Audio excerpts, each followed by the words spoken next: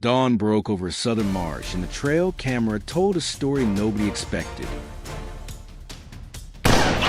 Where a battlefield of churned corn and gouged earth had been, there was sudden, unnerving silence. The hogs that had flattened fields and ruined water were gone. No tracks, no rooting, no frantic night footage, just absence. Scientists and managers who spent years chasing, poisoning, and gunning these pests were left with one terrifying question. What emptied an entire sounder without firing a single extra shot? This episode peels back the quiet to reveal forces that work slower and stranger than bullets, recovering predators, invisible pathogens, and the landscape itself turning against invaders. If you want to know how nature flipped the script on a decades-long crisis, stay with us. The truth isn't what you expect, and the next revelation will change how you protect land forever. Watch trail cam footage and expert explain surprising data, plus one key tactic that could protect a seasoned harvest.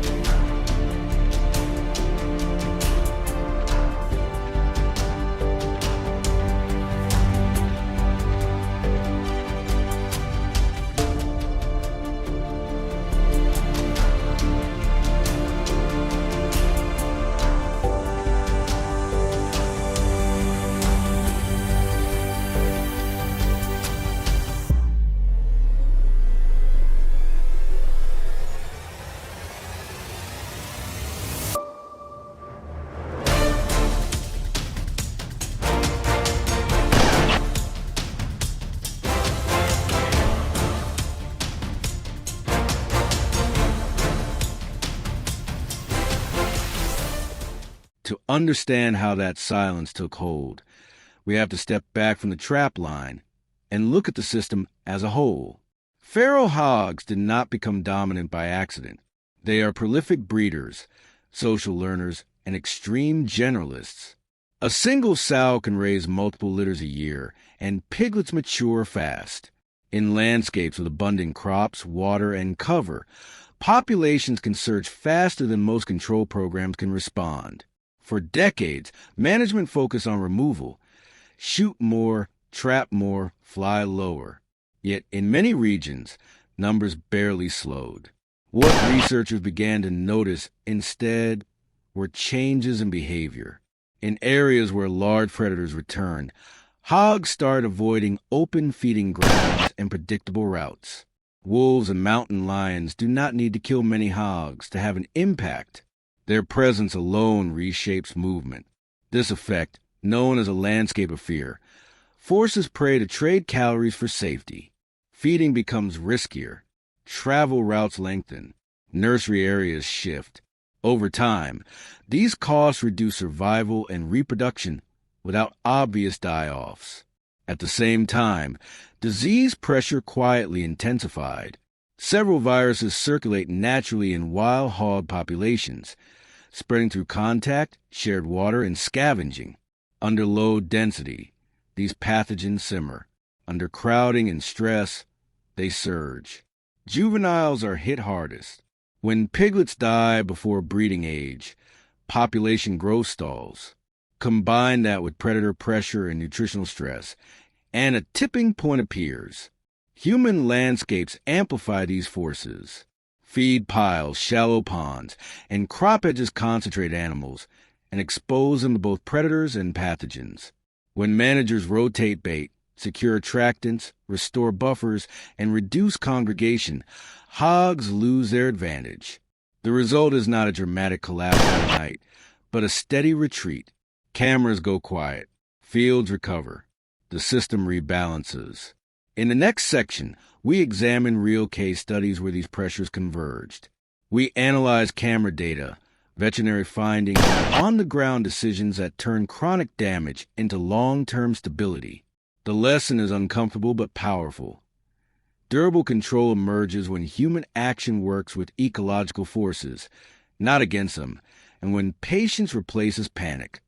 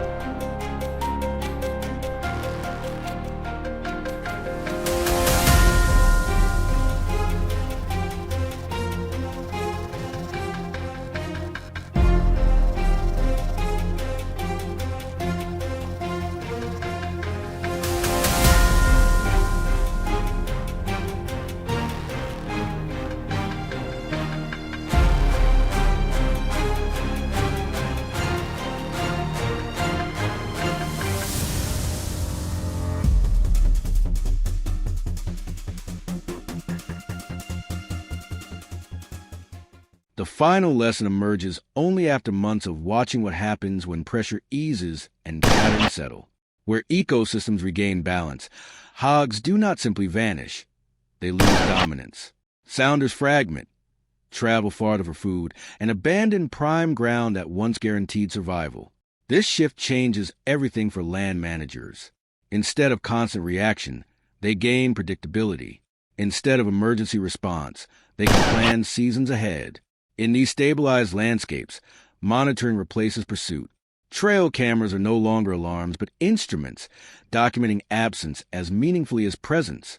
Managers map movement funnels, note seasonal changes, and intervene only where pressure builds again. Humane trapping becomes surgical, focused on specific groups rather than blanket removal.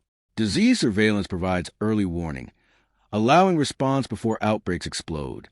Predators, once controversial, become indicators of system health rather than threats to be eliminated. Communities play a decisive role.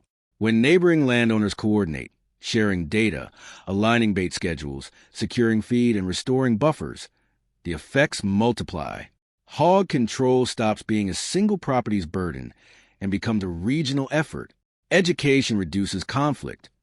Explaining why fewer traps can sometimes mean better results, why silence on a camera can signal success, and why patience is not inaction. Policy follows practice. Agencies increasingly support integrated management, funding long-term monitoring and research instead of short-lived campaigns. Where predator recovery is feasible and lawful, corridors are protected. Where it is not, habitat design and disease management shoulder more of the work. Flexibility becomes policy, adapt to terrain, culture, and ecology rather than forcing a single solution everywhere. The quiet field that opened this film was not an ending. It was evidence. Evidence that complex problems often yield to complex solutions, and that nature's tools, fear, disease, competition, can outperform brute force when aligned with human intent. The takeaway is not to step aside, but to step smarter, observe longer, intervene less but better. Let systems teach you how they want to be managed. As we leave this landscape, the camera lingers on recovered ground and unbroken water. The work continues elsewhere, always contextual, never finished. But the path is clearer now. Control is not domination. It is alignment. And when alignment is achieved, the noise fades, the land heals, and the absence tells a story we were too busy to hear before.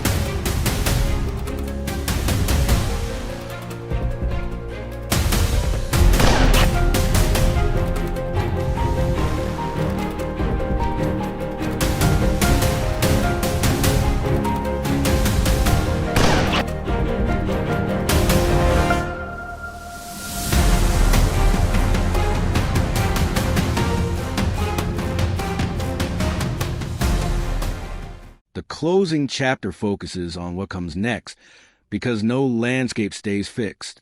Feral hog pressure can return if vigilance fades, if food concentrates again, or if one factor in the system weakens. Long-term stability depends on treating management as a process, not an event.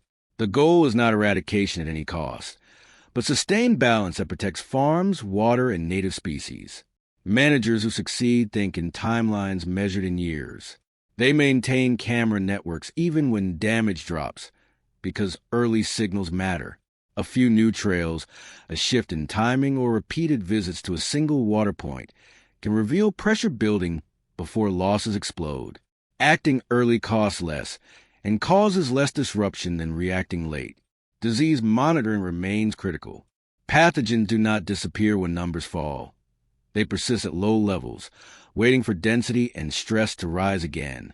Coordinated reporting, sanitary carcass handling, and rapid veterinary testing reduce the chance that outbreaks spiral out of control or spill into livestock.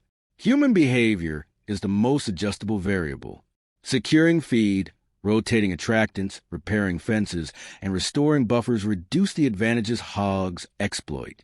These steps are unglamorous, but they change outcomes. When landowners coordinate across property lines, the effects compound. What fails on one parcel can succeed across a watershed. Policy and funding must reflect this reality. Short bursts of removal look decisive but rarely last. Investment in monitoring, education, and adaptive management delivers quieter, more durable results. Where predator recovery is legal and socially acceptable, it should be integrated thoughtfully. Where it is not, habitat design and disease management must carry more weight. The lesson from the silent field is humility. Nature solved part of a problem humans struggle with for decades, not through spectacle, but through pressure applied steadily and everywhere at once. Our role is to recognize those forces, reinforce them responsibly, and avoid working against them. As the camera fades on recovered ground, the message is clear. Control does not mean domination. It means understanding systems well enough to guide them. When we do, the land responds, the noise recedes, and balance, never perfect, never permanent, becomes possible again.